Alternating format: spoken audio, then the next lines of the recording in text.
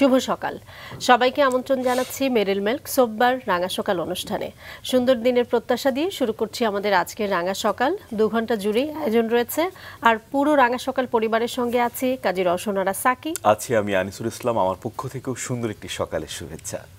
শুভ সকাল সাকি, কেমন আছো বলো? আমি ভালো আছি, তুমি কেমন আছো আনিস? শুভ সকাল তোমাকে। আমিও অনেক ভালো আছি। সময় কিভাবে দ্রুত চলে যায় তাই না?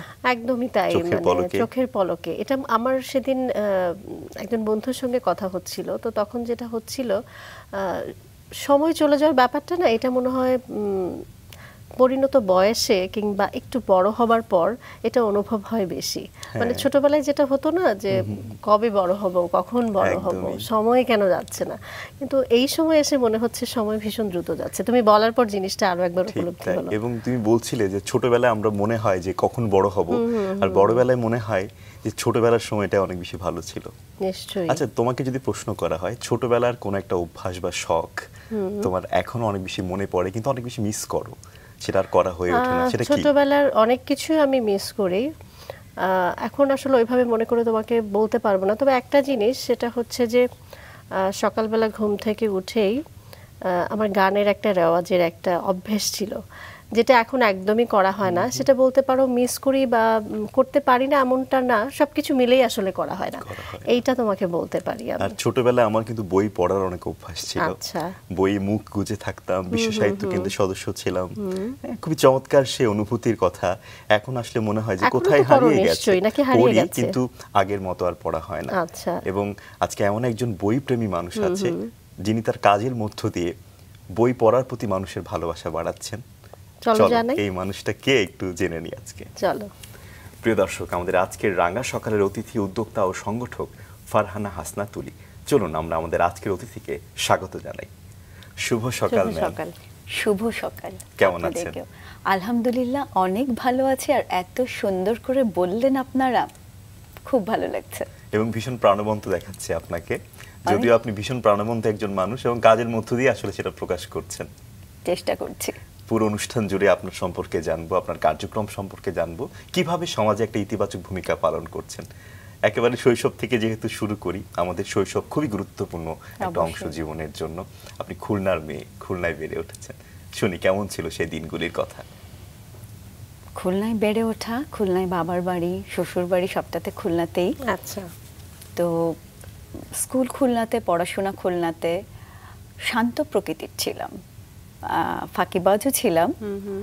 খেলাধুলা তো অবশ্যই করতাম স্কুলের পরে। এখনকার বাচ্চারা যেমন মাঠ পায় না, খেলবার সুযোগ পায় না, কিন্তু খেলার জায়গা ছিল আমাদের বাড়ির সামনেই রাস্তা, সেখানে এখনো জায়গা ফাঁকা, ওখানে নিয়মিত খেলতাম এবং সাইকেল চালাতে খুব ভালোবাসতাম। আচ্ছা, খুলনার কোথায় সেটা?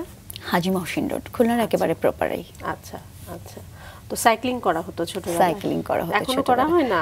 এখন যেটা আমরা গল্প করছিলাম আর কি, ছোটবেলার অনেক কিছু এখন আর হয়ে ওঠে না। এখন তো আসলে করা হয় না, তবে দেশের বাইরে ঘুরতে বা কাজের প্রয়োজনে গেলে সাইকেল অনেক সময় রেন্ট পাওয়া যায় না, তো তখন মিস করি না। কিন্তু একটু সময় সাইকেল চালানো বা ড্রাইভিং করা, এটা খুব ভালো লাগে। যদিও এখন ঢাকা শহরে ড্রাইভিংটা আমি মানে এখন আর ভালো লাগছে না বা পছন্দ করছি না। আপনার পরিবার নিশ্চয়ই অনেক উদার ছিল, সাইকেল চালাতে দিচ্ছে, এই ব্যাপারটা আসলে খুব একটা দেখা যায় না, তাই না? এটা ছিল কারণ আমার বাবার কাছে ছেলে আর মেয়ে আলাদা ছিল না। এটা একটা বড় বিষয় যে মেয়ে বাচ্চা ছেলে বাচ্চা আলাদা করে দেখবে। আমরা এক ভাই এক বোন, তো ভাইকে বা আমাকে কখনো আলাদাভাবে দেখা হয়নি। আচ্ছা। সেই জায়গা থেকে শুধু আমার বাবা না, আমার বাবা চাচারা সবাই খুব মানে আধুনিক মনা ছিলেন। এবং যতটুকু জানি যে আপনার বাবা কিন্তু বই অনেক ভালোবাসতেন। পুরো পরিবারই বই পড়ার একটা চর্চা ছিল। আমার দাদির থেকে বাবা চাচা সবাই। তো আর কি কি করা হতো? আমরা যতটুকু জেনেছি যে পড়াশোনার পাশাপাশি বই পড়া সেটা তো আছেই, আদার্স অ্যাক্টিভিটি ছোটবেলায় আসলে ওটা মায়ের ইচ্ছে, নিজের ইচ্ছে না। গান শেখা, নাচ শেখা এগুলো হতো, তবে নাচটা আমাকে টানতো।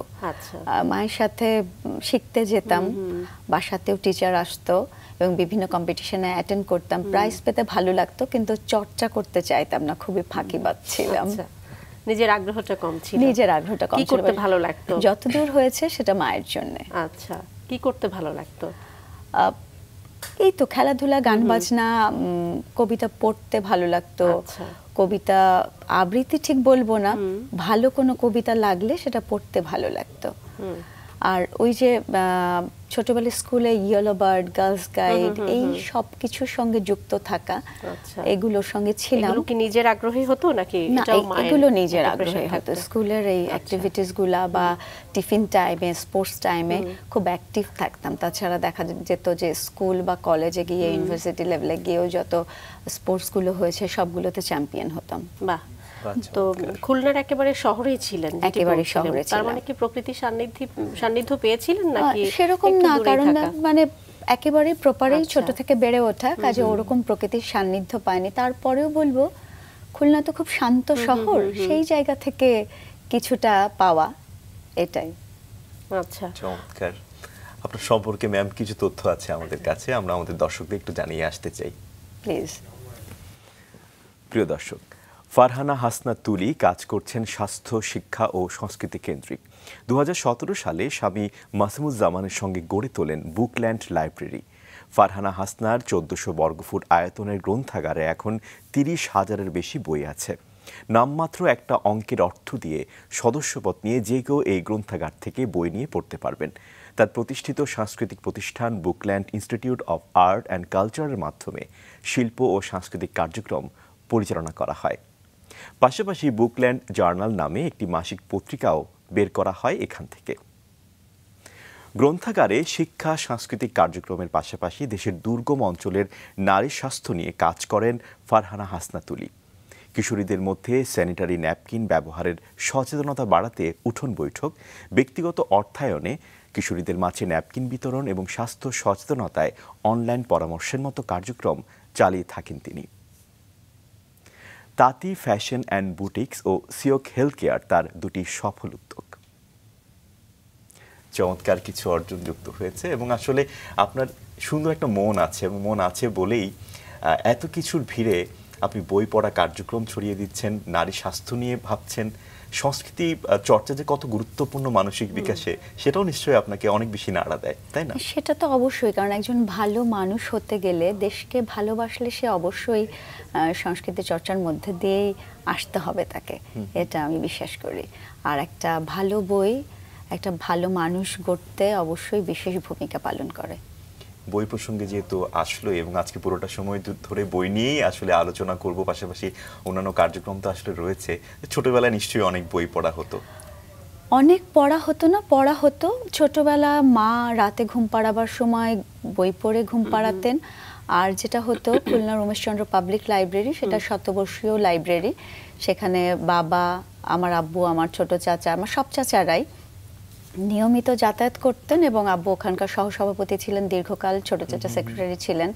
সেই সুবাদে তাদের সাথে নিয়মিত যাওয়া এবং ওই উমেশচন্দ্র পাবলিক লাইব্রেরির নানা অনুষ্ঠানে যুক্ত থাকা, এগুলো তো ছোটবেলা থেকে হতো। বিশ্ব সাহিত্য কেন্দ্রের গাড়ি আসতো, সেখান থেকে বই নেওয়া, ভ্রাম্যমাণ লাইব্রেরি, আবার কম্পিটিশনে অ্যাটেন্ড করা, প্রশ্নের উত্তর।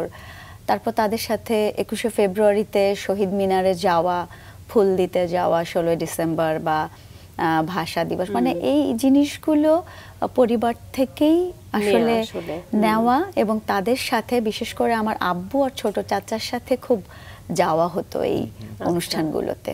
তো সেই জায়গা থেকে তো তখন বুঝিনি ভালোবাসাটা কখন আস্তে আস্তে তৈরি হয়েছে। সংস্কৃতির চর্চা আসলে পরিবার থেকেই তো আসে। একটা কি বলবো, শিশু বলি বা যে কোনো একজন মানুষের কথাই যদি বলি, এবং সেই প্রভাবটা সে চলতি পথে বলা যায় যে সবসময় ক্যারি করে। একটু জানতে চাই যে ছোটবেলায় এত কিছুর ভিড়ে বই পড়া, আদার্স অ্যাক্টিভিটি, গান, নাচ, যেটি আপনি বলছিলেন, বা ছোট ছোট করে এই যে সংস্কৃতির যে চর্চার বীজটা আপনার ভিতর বপন হলো, সেখান থেকে কি কোনো স্বপ্ন দেখা হতো যে বড় হয়ে আসলে কি হতে চাই? ছোটবেলায় আসলে অনেক কিছুই হইতে চাইতাম, কিন্তু আসলে সময়ের সঙ্গে সঙ্গে সেগুলো পরিবর্তিত হয়েছে। যখন একটা উক্তি পড়েছিলাম আব্রাহাম লিঙ্কনের, government of the people, by the people and for the people, এটা পড়বার পর মনে হয়েছে যে রাজনীতি করব। তারপর যখন নায়ক সিনেমা দেখলাম তখন মনে হয়েছিল পাওয়ার থাকলে অনেক ভালো কিছু করা যায়, দেশকে একটা অনেক সুন্দর জায়গায় নিয়ে যাওয়া যায়। তখন মনে হয়েছিল এটা, আবার কখনো মনে হয়েছিল খুব ভালো নৃত্যশিল্পী হব, যদিও সেটা আর কন্টিনিউ করা হয়নি। ভাবনাগুলো পরিবর্তিত হয়েছে বয়সের সঙ্গে সঙ্গে। তারপরে একটা সার্টেন এজে এসে মনে হলো যে না, উদ্যোক্তা হব। চাকরি করতাম, আচ্ছা, চাকরি ছেড়ে দিয়ে তারপরে একটা মাল্টিন্যাশনাল কোম্পানিতে ছিলাম। সেটা ছেড়ে দেবার পর আপনার তাঁতি ফ্যাশন এন্ড বুটিক্স নামে নিজের একটা আচ্ছা, মানে ধারাবাহিক ভাবেই আসলে চিন্তা ভাবনারও পরিবর্তন হলো, একই সঙ্গে নিজের কাজগুলো। সেই জায়গা থেকে তাহলে একটু জানতেই চাই যে পড়াশোনাটা, এসএসসিটা কি কমপ্লিট হলো খুলনা থেকে? খুলনা থেকে। আচ্ছা, কলেজ জীবন, বিশ্ববিদ্যালয় জীবন, সেটা নিয়ে একটু শুনি। হ্যাঁ, খুলনা থেকে, Khulna coronation girls high school থেকে শেষ করেছিলাম এসএসসি। তারপরে অনার্স মাস্টার্স করেছি, সবই খুলনা থেকে। আচ্ছা, তারপরে মাস্টার্স করতে করতে ডিসেবল বেবিদেরকে নিয়ে একটা এনজিওতে যুক্ত হই, তাদের সঙ্গে কাজ করি। আচ্ছা, প্রথম কাজটা কি তার মানে মাস্টার্স যখন করা? মাস্টার্স যখন করি সেই অবস্থাতেই আমি তখন প্রথম জবে ঢুকি। আচ্ছা, তার আগ পর্যন্ত কোনো কাজ করা হয়নি, বই পড়া বা না, তার বলছিলেন ছোট ছোট প্রফেশনালি কোনো কাজ জানতে করা চাচ্ছি হয়নি। যে মানে ছোট ছোট কাজগুলোই তো আসলে একটা সময় মানে চিন্তা ভাবনার মতো পরিণত হয়। আমি ব্লগ, বাটিক, যে একটা লম্বা সময় গ্যাপ থাকে, টাই ডাই করা, এই কাজগুলো শিখেছিলাম, কিন্তু প্রফেশনালি কোথাও যুক্ত হওয়া হয়নি। এটাই কিন্তু করা হতো ছোট ছোট করে। ছোট ছোট করে কি একদম নিজের জন্য নাকি? হ্যাঁ, নিজের জন্যই করা হতো, একেবারে নিজের জন্য, শখ করে শেখা। জি, কেক বানাতাম একটা সময়। আচ্ছা, কেক বানিয়ে দেখা যেত সকালবেলা ডেলিভারি দিতাম, একটা ম্যানেজার রাখা ছিল, 10, 12, 15 পাউন্ড কেক সকালে এসে একজন নিয়ে যেত। তখন খুলনাতে প্রথম ভিএসটি, ওই যে ইয়েগুলো, যে ভেজাল বিরোধী খাবার, ভিএসটিআর যে ইয়েটা বন্ধ হয়ে যায়, মানে খোলে বন্ধ হয়ে যায়, ভুল বললাম।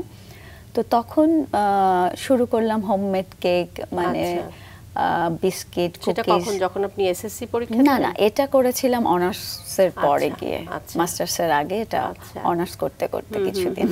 তার মানে ছোট ছোট করে কাজ করেছেন।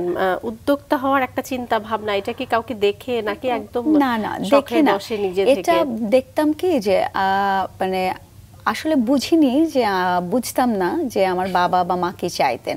মা চাইতেন যে না, ঠিক আছে, গান নাচ, আমার মেয়ে সবটা জানবে, গাড়ি চালানো জানবে, সাইকেল চালানো জানবে, সবকিছু জানবে, রান্না বান্না ভালো জানবে। যদি আমি মায়ের মতো কাজের হইনি, মা অনেক ভালো রান্না করতে, অনেক মানুষ খাওয়াতে পছন্দ করেন, অনেক মৃৎশিল্প মাটি দিয়ে অনেক সুন্দর সুন্দর জিনিস করেন, যেগুলো অনেক ধৈর্যের কাজ।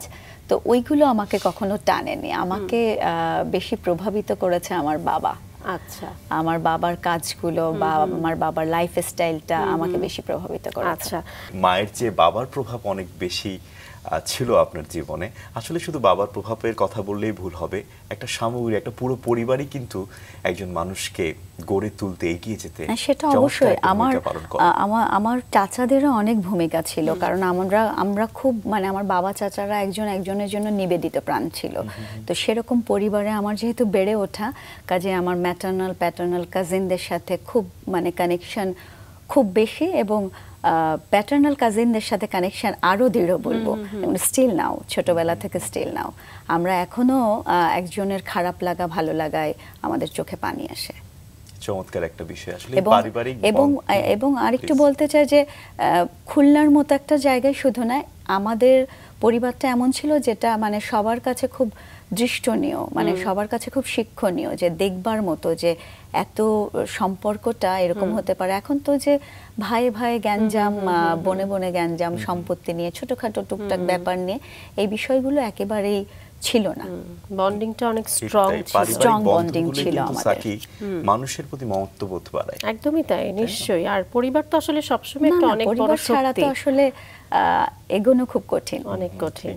জি। তারপর যেটা শুনছিলাম, আপনি মাস্টার্সে পড়া অবস্থায় বিভিন্ন চাকরি করা শুরু করলেন, সেটা আপনার পরবর্তী জীবনে উদ্যোক্তা হওয়ার পিছনে নিশ্চয়ই চমৎকার, অর্থাৎ বলা যায় একটা গাঁথনি হিসেবে কাজ করেছে, তাই না? মনে হয়েছে যে না, চাকরি না, আমি যেহেতু এই কাজগুলো শিখে এসেছি, তো why not, আমি নিজে কিছু চেষ্টা করি। আর অবশ্যই আমার হাজব্যান্ডের ইন্সপিরেশন ছিল শুরু থেকে যে তুমি এটা পারো, so you can do it. শুরু করে দিলাম একটা বুটিক্স হাউস, খুব বড় পরিসরেই শুরু করলাম, টেইলার মাস্টার রেখে, এমব্রয়ডারি, ব্লক বাটিকের লোকজন রেখে।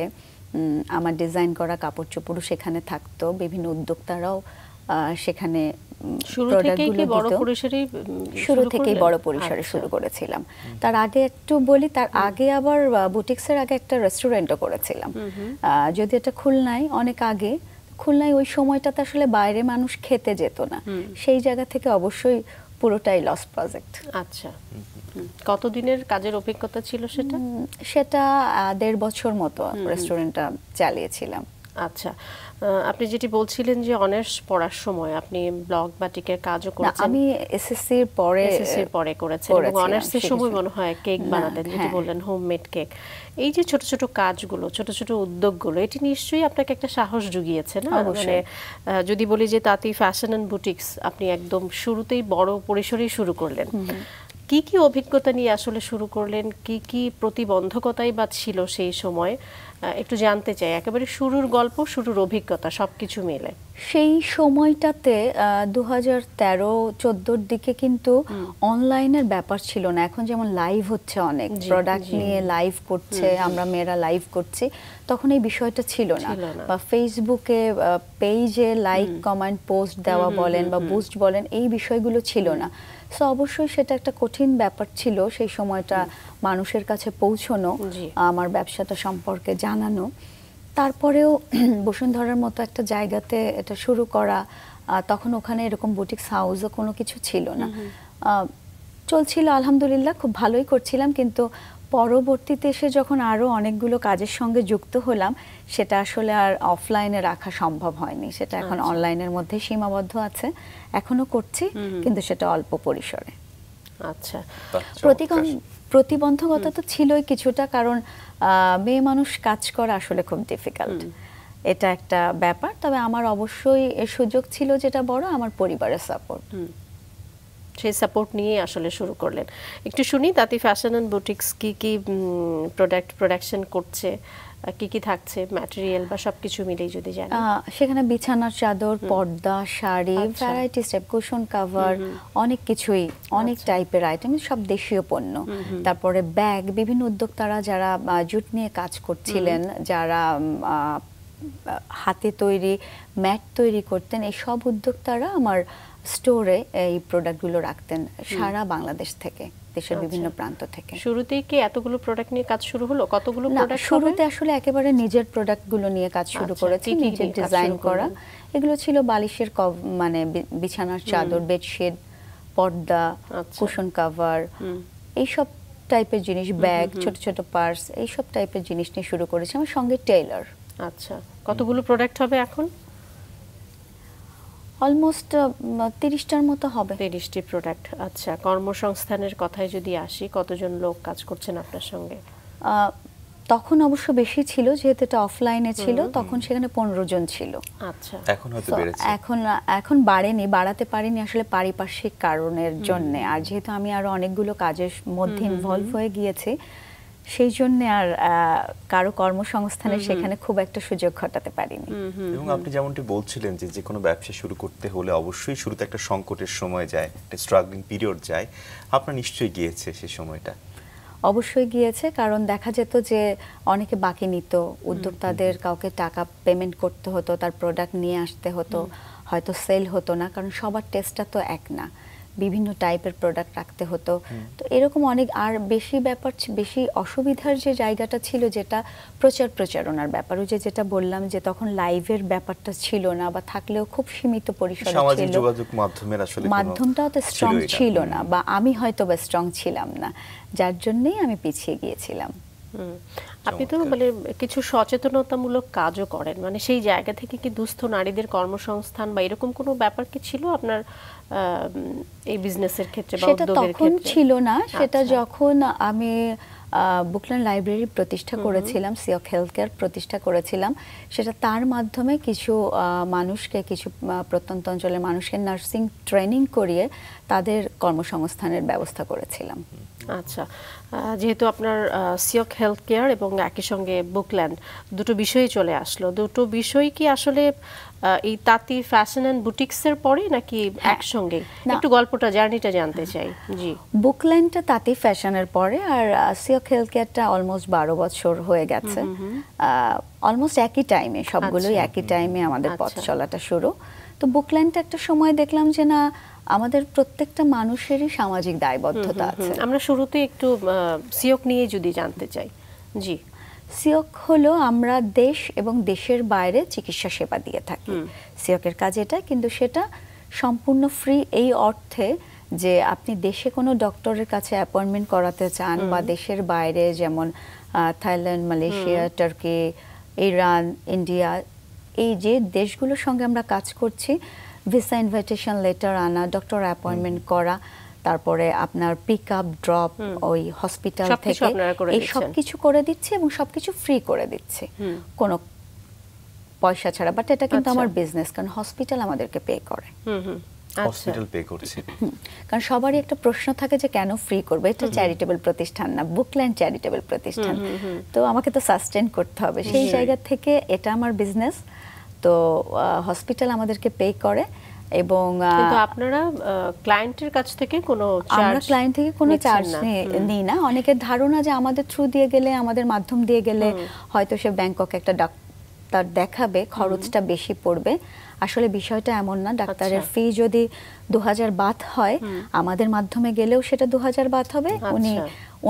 উনি যদি সরাসরি যান সেটা 2000 বাতই থাকবে, কিন্তু আমাদের মাধ্যমে যদি যান, উনি যে অ্যাপয়েন্টমেন্টগুলো পাওয়া, আমরা বলতে পারি আপনারা একরকম কনসালটেন্ট হিসেবে কাজ করছেন। বিষয়টা কি এমন? মানে এটাকে আমি কি বলবো, মানে এই যে মধ্যস্থতাকারী তো আপনারা, তাই না? মানে আমরা ডিরেক্ট ফার্স্ট পার্টি হয়েই কাজ করছি। আর শুধু সেটা না, আমাদের একটা হেলথ কার্ড আছে, কার্ডটার মূল্য যেমন 300 টাকা। আমাদের টাই আপ করা অনেকগুলো বাংলাদেশের হসপিটাল আছে, ডায়াগনস্টিক সেন্টার আছে, তারা এই কার্ডটি কিনে এই যে কোনো হসপিটালে যদি যায়, তারা কোনো টেস্ট করায় বা তারা যদি ট্রিটমেন্ট পারপাস যায়, সেখানে তারা আপ টু 30% ডিসকাউন্ট পাবে, 20 to 30% ডিসকাউন্ট পাবে। তো এই বিশেষ বিশেষ সেবাগুলো দিচ্ছে। সেটা আছে, কিন্তু বাইরে যাবার বিষয়টা আমি জানতে চাচ্ছি। চিকিৎসা নেওয়ার ক্ষেত্রে আপনি যেটি বলছিলেন যে আপনারা কোনো চার্জ নিচ্ছেন না, এটা তো আসলে খুবই ভালো একটা উদ্যোগ। যেমন হেলিকপ্টার সাপোর্ট যাদের লাগছে আর অ্যাম্বুলেন্স সাপোর্ট যাদের লাগছে, তাদের ইনস্ট্যান্ট তখন মুমূর্ষ রোগীরা এই নিশ্চয়ই এই কাজগুলো করছে বা চাইছে আমাদের কাছে। আমাদের ক্লায়েন্ট যারা না হলেও 2 লাখের মতো আমাদের ডাটাবেস, তো সেই জায়গা থেকে হঠাৎ তাদের বিপদের সময় অর্ধেক রাতে আমরা ফোনটা পিক করছি এবং তাদের সেই সাপোর্টটা দিচ্ছি একদম ফ্রি। তবে হ্যাঁ, অবশ্যই তাদের এয়ার অ্যাম্বুলেন্সের ফিটা, তাদের ডক্টরের ফিটা, এগুলো তো তাদেরকে দিতেই হচ্ছে। চমৎকার উদ্যোগ। এইটার তো আসলে প্রচারণাটার একটা বিশাল ফ্যাক্ট। মানে আমি যেমন এটার ব্যাপারে আসলে জানতাম না। বাংলাদেশে সিওক হেলথ কেয়ার আলহামদুলিল্লাহ একটা লিডিং রোল প্লে করছে, আলহামদুলিল্লাহ।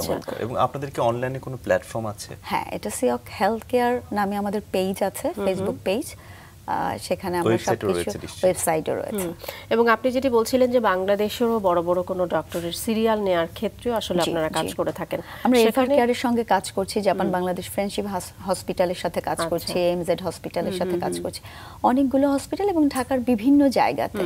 নট অনলি ঢাকাতে আছে, খুলনাতে আছে, এবং আমাদের অফিস আছে, আমাদের ব্রাঞ্চ যেগুলো ঢাকাতে তো হেড অফিস, খুলনা, বরিশাল, সাতক্ষীরা, রংপুর, এই জায়গাগুলোতে, যশোর আমাদের ব্রাঞ্চ আছে সিওক হেলথ কেয়ারের। তার মানে কতগুলো ব্রাঞ্চ নিয়ে কাজ করছেন আপনারা? সিওক 6টা। এক্ষেত্রেও কি আপনারা ক্লায়েন্টের কাছ থেকে কোনো চার্জ নিচ্ছেন না? মানে বাংলাদেশের ক্ষেত্রে, বাংলাদেশে যখন বাংলাদেশের ক্ষেত্রে অ্যাপয়েন্টমেন্ট করা শুরু থেকে আমরা ক্লায়েন্টের কাছ থেকে কোনো চার্জ নিচ্ছি না। শুধুমাত্র আমাদের কাছ থেকে যারা ওই সিওক হেলথ কার্ডটা কিনবে, তারা নট অনলি দেশের বাইরেতেও তারা কিছু ফ্যাসিলিটি পাবে। আমাদের প্রায় 14টা কার্ডের মাধ্যমে আপনাদের এই ফ্যাসিলিটিস গুলো তারা পাবে। এখানে একটা ব্যাপার আছে, কোনো চার্জ আপনারা করছেন না, বাট আপনাদের সদস্য হতে হবে। বলা যায় এটাকে একরকম সদস্য হওয়া, একটা কার্ড পারচেজ করা। এটাও আমি একটু ক্লিয়ার করি, কার্ড পারচেজ করলে তারা দেশে বিভিন্ন হসপিটালে গেলে তারা এই ফ্যাসিলিটিগুলো পাচ্ছে, যেরকম up to 30% discount. But card যারা নাও নিচ্ছে তাদেরকেও আমরা ডক্টর অ্যাপয়েন্টমেন্ট করে দেওয়া বা সাজেস্ট করা যে আপনার হার্টের সমস্যা বা আপনার নিউরো সমস্যা কোন ডক্টরের কাছে যাবেন, কারণ কান্ট্রি সাইড থেকে কেউ ঢাকাতে আসলে কিন্তু হুট করে জানে না সে কোন হসপিটালে যাবে বা কোন ডক্টর ভালো হবে, সেই সাজেশনগুলো সিওক হেলথ কেয়ার দিয়ে থাকছে। চমৎকার। অনলাইনের মাধ্যমে কি চিকিৎসা সেবা দেওয়া হয়? অনলাইনের মাধ্যমে দেওয়া হয়, আমরা দেশ এবং দেশের বাইরে অনলাইনের মাধ্যমে চিকিৎসা সেবা দিচ্ছি। এবং আমরা নতুন একটা এই রোজাতে আমরা শুরু করছি, ফার্স্ট রোজাতে, সেটা হলো আমাদের একটা প্যাকেজ যেটা নিলে আপনি 24 আওয়ার্স ডক্টরের টাচে থাকবেন। বিকজ আপনি যদি রাত 12টা বা রাত 3টায় ফোন করেন, হঠাৎ আপনার বেবিটার কোনো সমস্যা হয় বা আপনার বা কোনো মুরব্বির বাসাতে, অনেকেই মুরব্বি থাকে বিশেষ করে তাদের জন্য রোজার মাসে, তো সেই ক্ষেত্রে আমরা তৎক্ষণিক ডাক্তার থাকছে, ফোন অ্যাটেন্ড করছে এবং তৎক্ষণিক তিনি পরামর্শ দিচ্ছেন, তবে সেজন্য আমাদের প্যাকেজটা নিতে হবে। এটা কি আপনারা অনলাইনে এই সার্ভিসটা দিয়ে থাকছেন এরকম? আমরা পুরো বিষয়টা নিয়ে একটু জানি প্যাকেজটা সহ। আমরা অনলাইনে সার্ভিসটা দিয়ে থাকছি, তার মানে রাত 3টায় আপনি ইনস্ট্যান্ট কোনো হসপিটালে নিশ্চয়ই যেতে পারছেন না, বা যেতে গেলেও আপনাকে 1 ঘন্টা সময় লাগছে। তো সেই জায়গা থেকে তৎক্ষণিক আপনার কি লাগবে, আপনার শিশুটির বা বাসার যিনি সুপিরিয়র পারসন আছেন, সিনিয়র আছেন, তার জন্য কি সেবাটা লাগবে সেটা আমরা ইনস্ট্যান্ট ফোনে, ওভার ফোনেই দিয়ে থাকছি। তারপর তো সাজেস্ট করছি এবং অ্যাম্বুলেন্সের ব্যবস্থা থাকছে, আমরা সাজেস্ট করছি যে কোন হসপিটালে যাবেন বা কিভাবে আমরা আপনাদের সাথে কমিউনিকেট করে খুব সহজে ডক্টরের কাছে পৌঁছে দিব এই বিষয়টা। তবে সারা রাত সারাদিন যে কোনো সময় কিন্তু আপনারা একজন ডক্টরের সঙ্গে থাকতে পারছেন। বাহ, আপনি প্যাকেজের কথা বলছিলেন, বিষয়টি কি এমন যে পুরো 1 মাসের জন্য একটা? না, বিষয়টি এরকম 1 মাসের জন্য, কেউ নিতে চাইলে আরো বেশি দিনের জন্য নেবেন। পার মান্থ এটা আমরা কিছু আছে 2000 টাকা করে ধরেছে, কিছু আছে 3000 টাকা করে ধরেছে। বাহ, চমৎকার উদ্যোগ। আমরা যেহেতু দেশ এবং দেশের বাইরে কাজ করছি, কিন্তু আমি বলবো যে সবার কিন্তু দেশের বাইরে চিকিৎসা সেবা নিতে যাওয়ার কোনো প্রয়োজন নেই। যাদের প্রয়োজন তাদের যাওয়া উচিত, কারণ আমি ব্যক্তিগতভাবে যেহেতু আমি খুব দেশকে ভালোবাসি, আমি কখনোই চাইবো না যে একটা মানুষ দেশের বাইরে আগে যাক। কেন আমার দেশের ডক্টররা, আমার দেশের চিকিৎসকরা প্রমোট হবে না, বা চিকিৎসা খাতটা কেন উন্নত হবে না? সেই জায়গা থেকে হ্যাঁ, কিছু কিছু ট্রিটমেন্ট আছে, যেমন শোল্ডার রিপ্লেসমেন্ট, সেই ট্রিটমেন্টটা বাংলাদেশে হয় না। কিডনি ট্রান্সপ্লান্ট, সেই জিনিসটা হচ্ছে না, তো সেই ক্ষেত্রে অবশ্যই রিলেটিভ নিয়ে যেতে পারে। সরোগেসি, এটা যেমন ইরানে বৈধ, এটা যেমন ইন্ডিয়ায় বৈধ না, থাইল্যান্ডে বৈধ না, বাংলাদেশে নেই। তো যারা সরোগেট মাদার হতে চায়, যাদের প্রয়োজন তারা যাক, যাদের প্রয়োজন নেই, অহেতুক যাবার প্রয়োজন নেই, সেই জন্য আমরা টেলিমেডিসিনেরও ব্যবস্থা রেখেছি, যে দেশের বাইরে বা দেশে তারা বাড়িতে বসে, এবং ঢাকার শুধু না, বাংলাদেশের যে কোনো অঞ্চল থেকে বসে তারা ওভার ফোনে ট্রিটমেন্ট নিতে পারবে। এবং আরেকটা যে বিষয়, বাংলাদেশে কিন্তু চিকিৎসা খাতে বলবো, এই কাজ করতে গিয়ে দেখলাম যে বেশি বেশি অপপ্রচারগুলো হয়, যে আমরা একটা যমজ বেবি বা যমজ মাথার যদি একটা বাচ্চা বের করি, সাকসেস হয়, আমরা কিন্তু এর প্রচারটা করি না।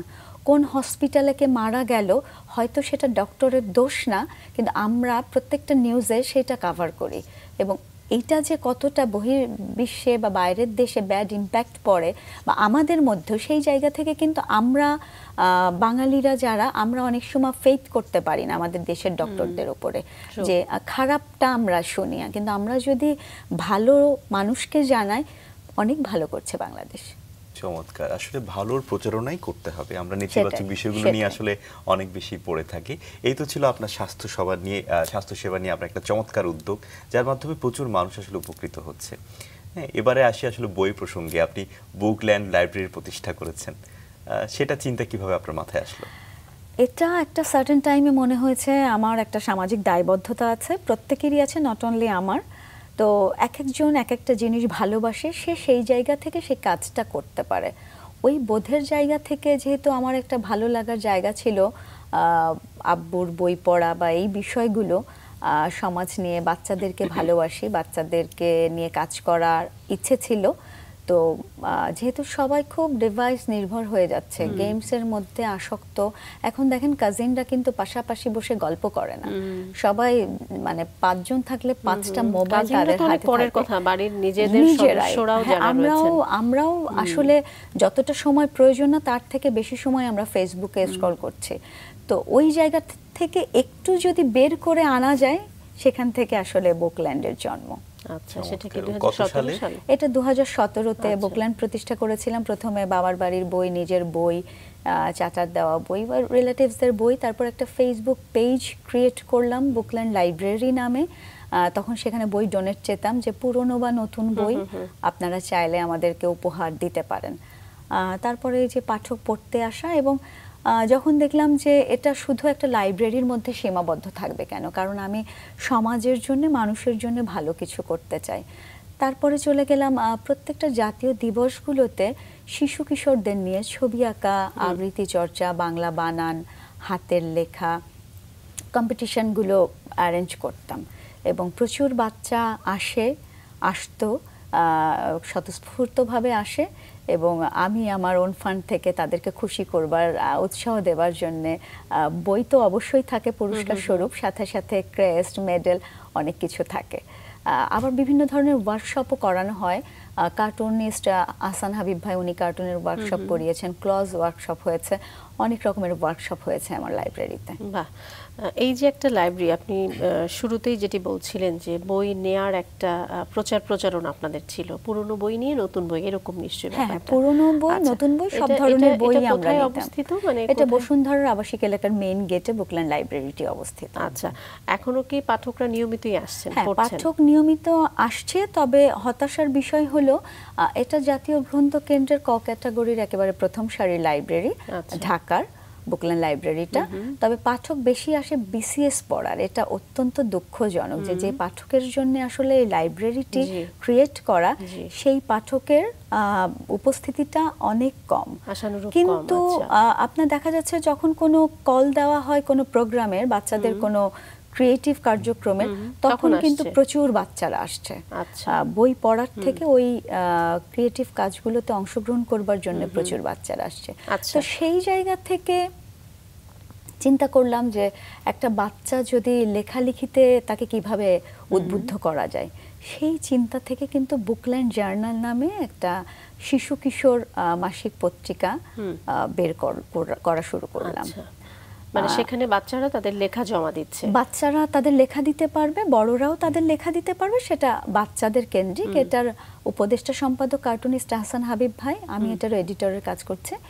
তো বাচ্চারা লিখছে, এবং আমার তখন মনে হচ্ছে যে একটা কান্ট্রি সাইডের বাচ্চা যদি এসে একটা লেখা দেয়, তার একটা ছবি ছাপা হয়, তার একটা হাতে আঁকা ছবি দেওয়া হয়, স্বাভাবিকভাবেই তার ভালো লাগাটা অনেক বেশি বেড়ে যাবে, এবং স্বাভাবিকভাবেই সে কিন্তু একটা খারাপ কাজ থেকে, একটু রেল লাইনের পাশে বসে আড্ডা দেওয়া, একটু সিগারেট খাওয়া থেকে দূরে সরে আসবে, অনেক বেশি উৎসাহের। কিন্তু আপনি যে কথাটা বলছিলেন যে আপনাদের এই যে বুকল্যান্ড লাইব্রেরি যে উদ্দেশ্য নিয়ে আসলে প্রতিষ্ঠা করা, সেই উদ্দেশ্যটা তো আসলে ফুলফিল হচ্ছে না। মানে সে তার লেখা পাঠাবে বা পাঠাচ্ছে, কিন্তু আসলে সে যদি সেইভাবে বই পড়ার চর্চাটা না তৈরি হয় তার মধ্যে, আমরা বই পড়া কার্যক্রম কি করে? আমরা বই পড়া কার্যক্রম করছি, আমরা পাঠ চক্র করছি, বিভিন্ন কবি সাহিত্যিকদের জন্মদিন, মৃত্যুদিনে তাদের বই সিলেক্ট করে দিয়ে তাদের বইটা নিয়ে একটা গোল টেবিল বৈঠকের মতো বাচ্চাদের একসাথে পড়িয়ে তার থেকে তারা কি জানলো, আদৌ বইটি পড়লো কিনা, এই জিনিসগুলো কিন্তু আমরা বের করে আনছি, এবং ছোট ছোট করে তাদেরকে পুরস্কৃত করছি।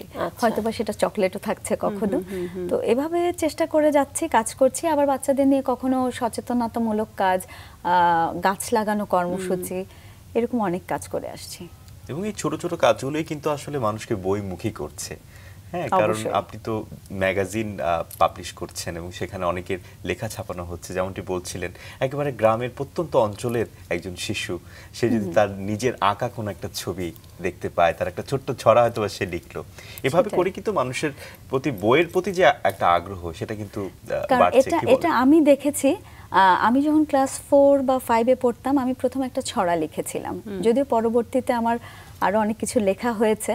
তো ওই ছড়াটা খুলনার আজম খান কমার্স কলেজের একটা বার্ষিকী পত্রিকায় ছাপা হয়েছিল। তো আমার সেই সময়কার অনুভূতিটা মনে পড়ে, যে সে কি আনন্দ যে একটা কাগজে আমার লেখা ছাপা হয়েছে। সেটা আসলে কবিতা হয়েছিল না, ছড়া হয়েছিল না, কিছুই হয়েছিল না, সেটা অবশ্য বিষয় না। বিষয়টি ছিল যে আমার কোনো কিছু লেখা ছাপা হয়েছে। তারপরে বুকল্যান্ড পাবলিকেশনসও বের করলাম, যে শুধু কেন বাচ্চাদের বইয়ের মধ্যে পত্রিকার মধ্যে সীমাবদ্ধ থাকবো। তো বাংলাদেশের 50 বছর পূর্তি উপলক্ষে বুকল্যান্ড পাবলিকেশনস থেকে আমরা বই বের করেছিলাম। থিমটা ছিল এমন যে দেশ বরেণ্য 50 জন লেখকের দেশ ভাবনা নিয়ে, দেশের বাইরের লেখক লেখিকারাও লিখেছেন এখানে।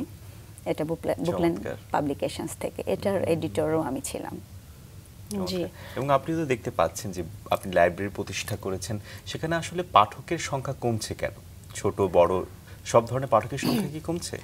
ছোট বড় সব ধরনের পাঠকের সংখ্যা কমছে। আসলে আমরা মায়েরা কিন্তু, আমার মা যেমন বসে গল্প শোনাতেন, আমি অবশ্য শোনাই আমার ছেলেকে, মানে আমি আমার ছেলে যেহেতু ইংলিশ মিডিয়ামে পড়ে, আমি ওকে বাংলা বই রোজ রাতে চেষ্টা করি পড়াবার।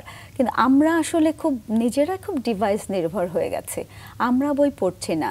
ইভেন আমার লাইব্রেরিতে এত বই, সেই হিসেবে আমার রোজ বই পড়া হচ্ছে না। চেষ্টা করছি, কিন্তু নানান কাজের ভিড়ে হয়তো সেই জিনিসগুলো হচ্ছে না। আর একটা বিষয়, ওই যে ঢাকা শহরের বলবো যেটা যানজট, আর লাইব্রেরি তো সারা বাংলাদেশেই আছে, এরকম অনেক বেসরকারি পাঠাগার আছে, কিন্তু এই জ্যাম ঠেলে একটা জায়গা থেকে একটা জায়গায় দূরে গিয়ে আয়োজন করে পড়বার যে সময়টা, এই বিষয়টাও কিন্তু মানুষের জন্য একটু ঝামেলার হয়ে যাচ্ছে, যারা আসলে ভালোবাসেন বই পড়তে।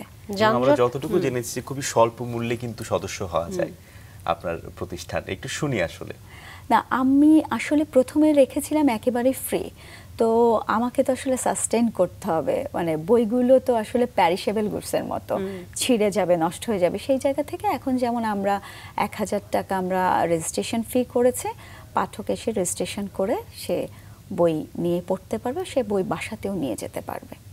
টোয়েক্সের জন্য কিছু প্রকাশনাও রয়েছে যেগুলো আমাদের সম্মুখে এখন আছে, আমরা এই নিয়ে একটু বিস্তারিত জানতে চাই। জানি যে 50-এ বাংলাদেশ, এটা তো বাংলাদেশের 50 বছর পূর্তি উপলক্ষে, 50 বছর পূর্তি উপলক্ষে বই মেলাতে বের করেছি। তুমি দেখাও জি, বলুন প্লিজ বইটি সম্পর্কে যদি একটু জানি। যে বইটা বাংলাদেশের 50 জন লেখকের দেশ ভাবনা নিয়ে এরকম একটি থিম দিয়ে বের করেছিলাম। দেশকে ভালোবাসা, দেশের সংস্কৃতি, দেশের উন্নয়ন, এই সব কিছু নিয়ে, মুক্তিযুদ্ধ, আমাদের স্বাধীনতার কথা, এই সব কিছু নিয়েই আসলে বইটা পাবলিশ করেছিলাম। এবং এটাই একমাত্র বই ছিল বলবো আমাদের, যে বাংলাদেশের 50 বছর পূর্তি উপলক্ষে এরকম একটা বই বের করা বুকল্যান্ড পাবলিকেশনস থেকে। এখানে আসলে দেশ বরেণ্য অনেক লেখকের লেখা আসলে স্থান পেয়েছে, খুবই সমৃদ্ধ একটি বই আমি মনে করছি। এখানে সেলিনা হোসেনের লেখা আছে, মাকিদ হায়দারের লেখা আছে, ওপার বাংলার মীনাক্ষী সিনহের লেখা আছে, আমিনুল ইসলাম বেদুর লেখা আছে, রবীন্দ্র গবেষক কিছুদিন আগে গত হয়ে গেলেন, মালিক খসরু, সাইফুল ইসলাম, অনেকের লেখা আছে। চমৎকার। এবং মজার ব্যাপার, এনারা প্রত্যেকেই কম বেশি বুকল্যান্ডে তাদের যাতায়াত বা আসা যাওয়া এবং একটা ভালোবাসার জায়গা। বাহ, চমৎকার একটি বই। 50-এ বাংলাদেশ 50 বছর পূর্তি উপলক্ষে আরো একটি ম্যাগাজিন বলবো আমরা, না? এটা হচ্ছে আপনাদের মাসিক, প্রত্যেক মাসে আসছে শিশু কিশোর জার্নাল। বাচ্চারাও এই পত্রিকাটা লিখতে পারে, আবার বড়রাও লিখতে পারে, বাচ্চাদের উপযোগী লেখা। সেটা বাচ্চাদের ভ্রমণ কাহিনী হতে পারে, মানে ফিকশন জাতীয় যে কোনো ধরনের লেখা। আমরা চেষ্টা করছি যে ওদের লেখাগুলো তুলে ধরতে। বাচ্চারা যখন লেখা পাঠাচ্ছে তখন কি যে মানে সেই লেখাটাই পাবলিশ হচ্ছে এরকম নাকি আসলে বাছাইয়ের একটা ব্যাপার? এটা বাছাইয়ের অবশ্যই ব্যাপার আছে। এডিটোরিয়াল কাজটা আমি প্রথমে করছি, তারপর আমাদের কার্টুনিস্ট আহসান হাবিব ভাই, উনি যেহেতু আমার এই পত্রিকাটার উপদেষ্টা সম্পাদক, সো তারপর উনি করছেন, তারপরে পাবলিশ হচ্ছে। দেশের বাইরে থেকেও অনেক লেখা পাই। আচ্ছা, তবে একটা জিনিস, আমরা যেমন আগে ইংরেজি লেখাটা নিতাম না, কিন্তু কিছু মানুষ আছে, হ্যাঁ, এখন আমরা ইংরেজি লেখাটাও নিচ্ছি। আচ্ছা, চমৎকার। আপনারা কিছু সচেতনতামূলক কাজ করছেন, আমরা একটু সেই প্রসঙ্গে আসতে চাই। বৃক্ষরোপণ অভিযান, মেয়েদের স্যানিটারি ন্যাপকিন সচেতনতা, এই যে এগুলো তো আসলে একরকম সমাজসেবামূলক কাজই। এটা আসলে কোন চিন্তা ভাবনা থেকে? একই সঙ্গে যে বুকল্যান্ড, আপনাদের যে লাইব্রেরি রয়েছে, সমাজসেবামূলক কিছু কাজ রয়েছে, পার্সোনাল বিজনেস রয়েছে, সব কিছু মিলে আসলে চিন্তাটা আসলে কি করতে চান আসলে? একটু যদি সেইভাবেই জানি। মানুষের জন্য কাজ করতে চাই, মানুষের পাশে, মানে একা ভালো থাকায় আসলে বিশ্বাসী না। একা ভালো আসলে বিশ্বাস করি কোনো কিছুই কিন্তু আমি নিয়ে যেতে পারবো না সঙ্গে করে, মানুষের ভালোবাসা ছাড়া। আর যা কিছু করে যাব সৃষ্টিকর্তার জন্য, তাকে চাওয়া ছাড়া। আসলে এমন সুন্দর সুন্দর চিন্তা আছে বলেই এই মানুষের প্রতি এত ভালোবাসা বহিঃপ্রকাশ ঘটছে আপনার মধ্য দিয়ে। সেই জায়গা থেকে আসলে দেখলাম যে বুকল্যান্ড লাইব্রেরি শুধু একটা বই পড়ার জায়গা, মানুষ এসে বসে পড়বে চলে যাবে সেটা কেন, এখানে বাচ্চাদেরকে নিয়েও যেমন কাজ হবে, এখানে কিশোরীদেরকে নিয়েও যেমন কাজ হবে। তো আসলে যতই আমরা বলি না কেন নারী পুরুষ সমান অধিকার, বা আমরা কিন্তু সিকিউর না স্টিল নাও বাংলাদেশে, যে কোনো সময় বের হতে পারি না, অনেক কিছুই বা প্রতিবন্ধকতা আছে অনেক ধরনের কাজে। তো সেই জায়গা থেকে অনেক কিছু চিন্তা করে দেখলাম যে আমাদের গ্রামে বা রুরাল এরিয়ার স্কুল গোয়িং মেয়েগুলো, কিশোরীগুলো এখনো কিন্তু সচেতন না তাদের এই হাইজিনগুলো নিয়ে। সেই জায়গা থেকে তাদেরকে বিভিন্ন প্রত্যন্ত অঞ্চলে গিয়ে গিয়ে মেনস্ট্রুয়াল হাইজিন নিয়ে অ্যাওয়ার্ড করা, ফ্রি স্যানিটারি ন্যাপকিন ডিস্ট্রিবিউট করা, আর্লি বিয়ে যাতে না করে সেইগুলো বোঝানো, এই সব কিছুর কাজ বুকল্যান্ড লাইব্রেরির থ্রু দিয়েই আসলে করে আসছে। যে একটা প্রতিষ্ঠান ওয়েলফেয়ার সোসাইটির মাধ্যমে, এটা বুকল্যান্ড ওয়েলফেয়ার সোসাইটির মাধ্যমে না, এটা আসলে শুরু করেছিলাম, এটা করছি স্টিল নাও আমার ওন ফান্ড দিয়েই এই কাজগুলো করে আসছি। কিন্তু বুকল্যান্ড সোসাইটি একটা আলাদা, বুকল্যান্ড ওয়েলফেয়ার সোসাইটির মাধ্যমে যেটা করছি সেখানে আমার সাথে আমাদের আরো শুভাকাঙ্ক্ষীরা যুক্ত আছেন, যারা আমরা বন্যার সময় ত্রাণ দেওয়া, বিভিন্ন জায়গাতে শীতে তাদেরকে শীতবস্ত্র দেওয়া, বিভিন্ন সাহায্য সহযোগিতা করা, টিউবওয়েল করে দেওয়া বান্দরবনের প্রত্যন্ত অঞ্চলে, এসব আমরা বিভিন্ন মানুষের কাছ থেকে যে ফান্ডগুলো আসছে আমরা তাদের উপহারটা যাদের প্রয়োজন সঠিক জায়গায় পৌঁছে দিচ্ছি। অর্থাৎ আপনার ফান্ডিং এটা কালেকশন করছেন, ফান্ডটা কালেকশন করে মানুষের মাঝে ছড়িয়ে দিচ্ছেন। কখন প্রতিষ্ঠিত হয় এটি? এটি কোভিডের সময় প্রতিষ্ঠিত। ইনফ্যাক্ট আমরা কোভিডেও প্রচুর মানুষকে এই সহযোগিতা করে বাড়িতে বাড়িতে গিয়ে ওষুধ দিয়ে আসা, বাড়িতে বাড়িতে গিয়ে খাবার দিয়ে আসা, এবং তাদের সাথে রেগুলার কন্ট্যাক্ট রাখা, যে তারা গভর্নমেন্ট যখন বলেছিলেন যে কেউ 15 দিনের মধ্যে বাড়ি থেকে বের হতে পারবেন না, তখন তাদের সাথে সেভাবেই কথা বলে যে তাদেরকে যাতে না বাড়ি থেকে বের হতে হয় সেই ব্যবস্থাগুলো করা। এবং আমাদের টিম মেম্বাররা সবাই খুব স্বতঃস্ফূর্তভাবে কোনো পয়সা ছাড়া, মানে পয়সা বলতে এর জন্য আলাদা কোনো পেমেন্ট ছাড়া এই কাজগুলো করে এসছে বা করছে। টিম মেম্বারদের কথা যেহেতু বললেন, কিভাবে তাদেরকে আসলে সংগ্রহ করা হয়, তারা কিভাবে যুক্ত থেকে আপনাদের মাধ্যমে কাজ করেন? আমার টিম মেম্বারগুলো আসলে বলবো, আমি এমপ্লয় বলতে আসলে খারাপ ফিল করি, কারণ আমরা টিম মেম্বার, একটা পরিবার, বুকল্যান্ড পরিবার, সিওক হেলথ কেয়ার একটা পরিবার। তো তারা আমার পরিবারেরই একটা অংশ। তারা আসলে মানে চাকরি করে এখানে, সেই অর্থে আমি টিম মেম্বার বলছি, কিন্তু টিম মেম্বার বলতেই আমি ভালোবাসি। আমার এমপ্লয়ি বা আমার এখানে আমার কোনো পিয়নকে আমি কখনো পিয়ন বলে সম্বোধন করি না, বা কেউ বললে সেই বলবার সুযোগটা আমি দিতে চাই না তাকে। সেই জায়গাটা থেকে তারা যখন একটা ফ্যামিলিয়ার পরিবেশ পায়, তারা যখন একটা ভালোবাসা পায়, সো তারাও সেই জায়গাটা থেকে তারাও একটা পরিবারের স্বপ্রণোদিত হয়ে যুক্ত হয়, স্বপ্রণোদিত হয়ে এই কাজগুলো করে। বর্তমানে কি ধরনের কাজ চলছে এই প্রতিষ্ঠানটি? আমরা গেল শীতে অনেকগুলো কাজ করেছি, অনেক জায়গায় কাপড় দেওয়া, খাবার দেওয়া, এই কাজগুলো করেছি। এবং আসছে রমজানে উদ্বুদ্ধ হয়ে কেউ যদি প্রপার জায়গা, প্রপার সংগঠন খুঁজে না পায় বা প্রত্যন্ত অঞ্চলে যেতে না পারে, তাদের জন্য কল থাকবে যে তারা অবশ্যই আমাদের সাথে যুক্ত হতে পারেন, কারণ আমরা অনেক মানুষের ভালোবাসা পেয়েছি এবং আমরা আমাদের সাধ্যমতো চেষ্টা করেছি তাদের উপহারটি ঠিক সেই জায়গা মতো পৌঁছে দেওয়ার। জি, চমৎকার।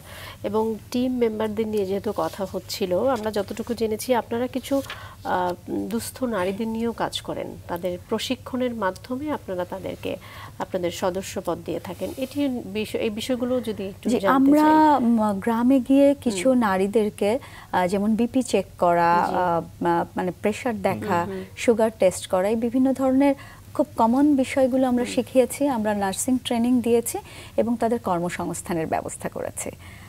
এই কাজগুলো করে আসছি। আমাদের যখন আমরা যখন টার্কিশ ডোনারজন টিকা ঢাকা আমাদেরকে একটা কল করেছিল যে তুরস্কে যেবার আপনার আর্থকুয়েক হয়েছিল, তখন আমরা পুরো আমাদের ওয়্যারহাউসে বাংলাদেশ থেকে বা সারা ঢাকা থেকে যত প্রোডাক্ট এসেছে আমরা পুরো ফ্রি আমাদের জায়গাটা দিয়ে ছেড়ে দিয়ে সেই জায়গাতে এই প্রোডাক্টগুলো রেখেছিলাম এবং আমাদের টিম মেম্বাররা রাত দিন পরিশ্রম করে তারা কোন ফ্লাইটে কোন প্রোডাক্টগুলো টার্কিতে যাবে, কোন সিটিতে যাবে, সব কিছু মানে বিভাজন করা এই কাজগুলো করেছে। তো এভাবেই আমরা করে আসছি, মানে আমরা চেয়েছি সবসময় মানুষের পাশে থাকতে, ভালোর পাশে থাকতে, ভালো কিছু করতে। নিশ্চয়ই চমৎকার। এবং নিজের জায়গা থেকে আপনি বিভিন্ন সংগঠনের সঙ্গে যুক্ত রয়েছেন আমরা যতটুকু জানি। ঢাকা ওমেন্স চেম্বার অফ কমার্সের সঙ্গে যুক্ত আছে, ওরা সদ্য আমাকে একটা স্ট্যান্ডিং কমিটিতেও যুক্ত করেছে। ঐক্য ফাউন্ডেশনের সঙ্গে যুক্ত আছে। এই তো ছোট ছোট করে পথ চলা। সমাজসেবামূলক কাজ করে যাচ্ছেন এবং আসলে সবসময় চিন্তা ভাবনাটা তাই। এবং আপনি যেটি বলছিলেন যে সবাইকে নিয়ে কাজ করা, সবার জন্য কিছু করা। তারপরেও জানতে চাই ভবিষ্যৎ পরিকল্পনা কি রয়েছে, কি করতে চান? ভবিষ্যৎ পরিকল্পনা আসলে আমরা তো আসলে দেশকে অনেক ভালোবেসে এসেছি। আমাদের বা আপনাদের সময়কাল আমি আমার কথাই বলবো যে সোনার বাংলা হলে আমি দাঁড়িয়ে পড়তাম নিজের অজান্তে, দেশের গান হলে আমার চোখে পানি চলে আসে এখনো। তো এই ফিলগুলো এখনকার বাচ্চাদের হয় না। তো এই ফিলগুলো যদি না হয়, তারা যে দেশের বাইরে পড়তে চলে যাবে, ফ্যামিলির সঙ্গে বন্ডিংটা থাকবে না। দেশকে ভালো না বাসলে কিন্তু মাকে ভালোবাসতে পারবে না। তো দেশকে ভালোবাসতে বলবো, ইচ্ছে সবাই দেশকে ভালোবাসে, দেশের মানুষের জন্য কিছু করি, হানাহানি হিংসা বিদ্বেষ দূরে রেখে একে অন্যকে ছোট না করে বিনয় দিয়ে ভালোবাসা দিয়ে নিজের জায়গাটা করে নিই।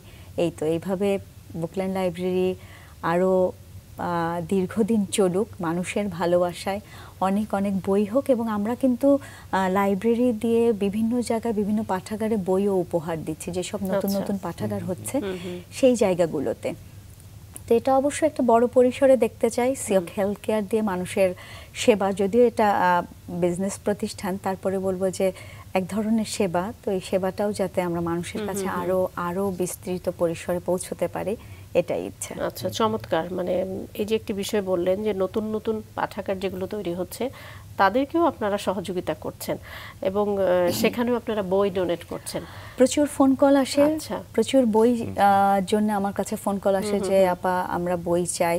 প্রচুর ফোন কল আসে যে শীতে কাপড় চোপড়ের জন্য, কিন্তু আসলে একার পক্ষে তো এই জাতীয় কাজ কখনো করা সম্ভব হয় না, বা সাস্টেন করাটাও অনেক ডিফিকাল্ট।